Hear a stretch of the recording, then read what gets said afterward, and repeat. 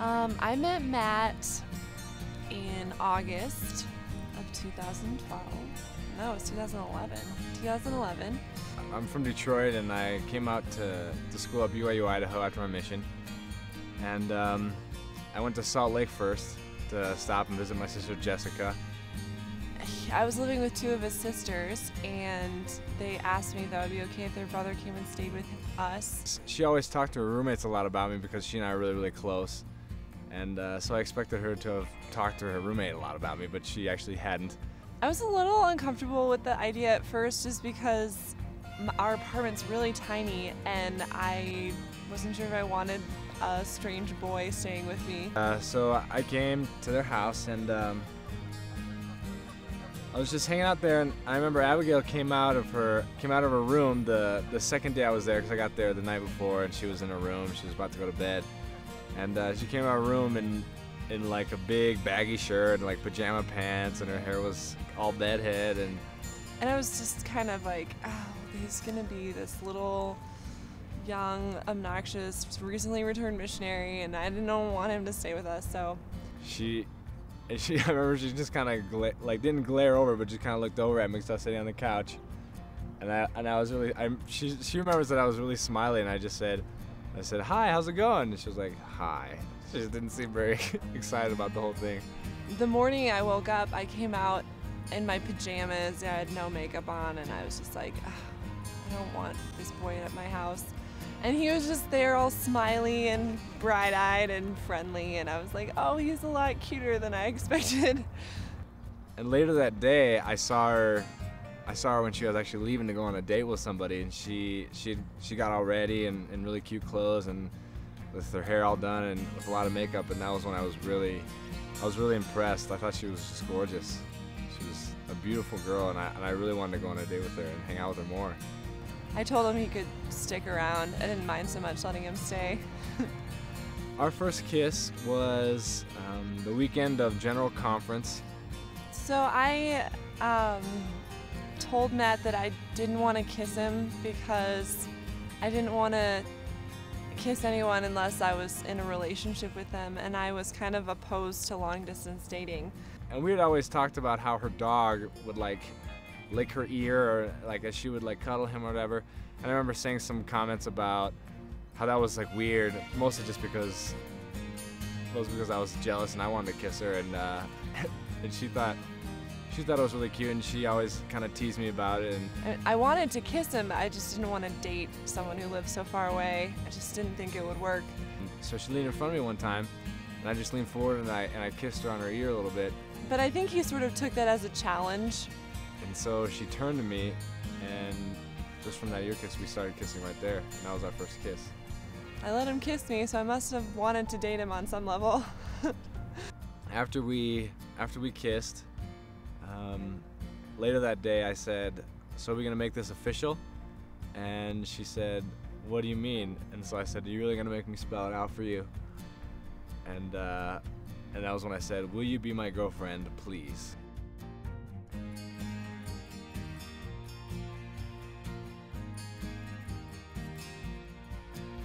I knew I loved Abigayle when I was up at BYU, Idaho, and we had been dating, and she was all I really thought about. She was just the focus of everything I did. I remember just in between classes I would have a few minutes and I would just give her a call to talk to her. We were just hanging out in my apartment and kissing. Matt and I have always, this might sound weird, but we've always like been very emotional kissers. Like it wasn't just like, I don't know, it was always something I could feel a lot when I was kissing him. I used to tell his sisters it was like electricity kissing him. I just loved being around her. She made me so happy. It was just fun to joke and laugh with her and talk with her. And we were just kissing and talking, and he said he loved me. And I realized just how much she is exactly what I need in every way, and I knew that I loved her, and I was pretty sure I wanted to spend the rest of my life with her and forever with her. And I was kind of shocked because we had talked earlier about what that meant, and And she knew that that was not a small thing to me. I thought it was kind of a big deal to say that. It was something that he was only gonna say to someone that he knew he wanted to marry. So I was like, wow, you love me the way you love people? And so she was kind of taken aback. And so she had to think about it for a little bit, and shortly thereafter she told me she loved me too. It took me like just a few hours before I realized that that's how I felt about him too, and I said I loved him too.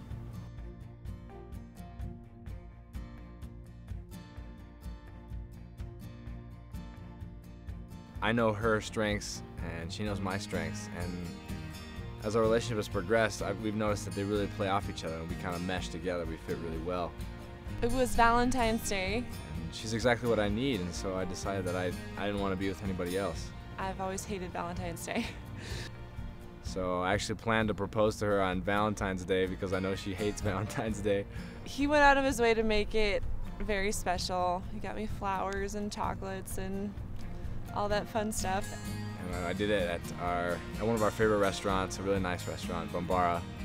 Then he said he had a surprise, and I love fancy restaurants, but we can't often afford to go to fancy restaurants, so he was really excited to take me to Bombara because I'd been dropping hints that I wanted to try that restaurant. I don't know if she was expecting it. I think she had an idea because we had talked about the idea of getting married just because we were so close and we loved each other. And so we went to Bombara, and I gave him my present, and then he just said, okay, I have a present for you too. And I think she had an inkling that I was going to do it soon, but I don't think she knew I was going to do it that day. And I think as the meal went on, because as we got close to the restaurant, as we were there, I think she was starting to get an idea just because she could tell I was getting really, really nervous, which I don't really do about almost anything, but that's kind of a big deal, so I was a little nervous. He got down on one knee in the restaurant, and he said, Abigayle, will you be my wife and eternal companion? And she thought it was really cute, and she was a little nervous too, just because I was, but I think she started to suspect after a little bit. And then we got like 50% off, so that was nice.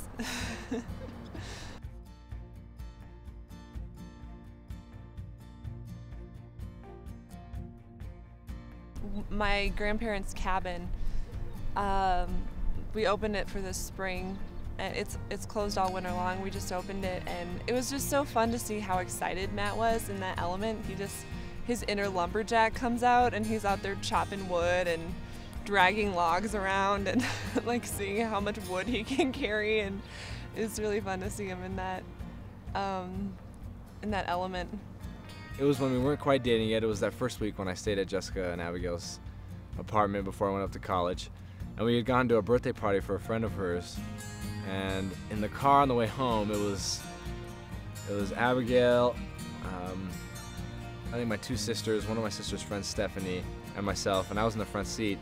And this really cool rap song came on, or a hip-hop song by Nicki Minaj, one of my favorite artists, and it's called Super Bass.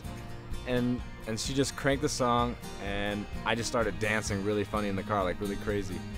And my sisters were cracking up, and their friend too, so was Abigayle. And so Abigayle joined in too. She started dancing. I remember in the middle of the song, she reached over and she took my hat from me. She took it off my head and put it on her head, kind of cocked to the side. And I loved it. I don't know why, but I just loved the idea that she was comfortable enough with me to just take my stuff without asking, and she just took my hat and put it on, and she kept dancing. And I remember it almost seemed like the music faded away and everything just became like a fog or like this tunnel vision. I was just so focused on her. And that was another great moment when I really realized I really wanted to date her.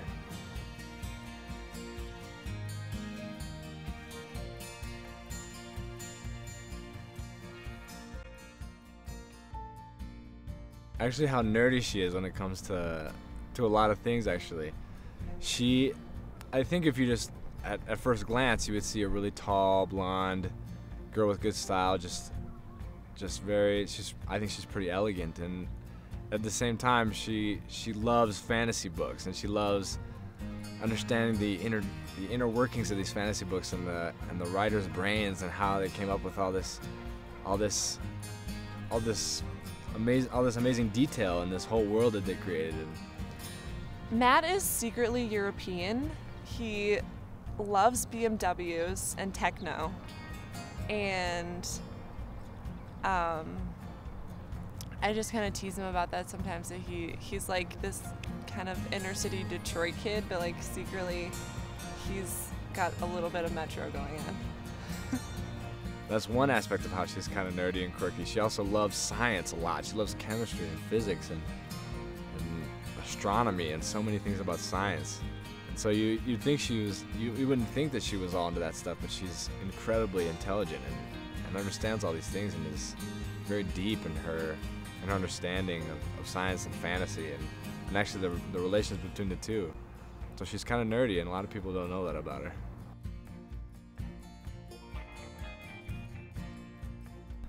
One of the things I love most about Abigayle, though, of all these things, is just how disciplined she is and how decided she is, and that no one's gonna dissuade her from what she decides to do. And she's powerful in that way, and I love that about her. I never wanted to be in a relationship with somebody who's subservient or weak, that would just do whatever I wanted or do whatever anybody else wanted. And Abigail's never that way. If anybody who really knows her knows that she's gonna do exactly what she wants to do. And I love that about her, and she's very independent, and yet at the same time she expresses that she needs me in some ways. And that's one of the things I love most about her, is that even though she's strong and independent, she still feels that she needs me in some ways, and it's very, very satisfying, and it helps me feel closer to her, and it makes our relationship really special. I said yes to Matt because I feel so safe with him.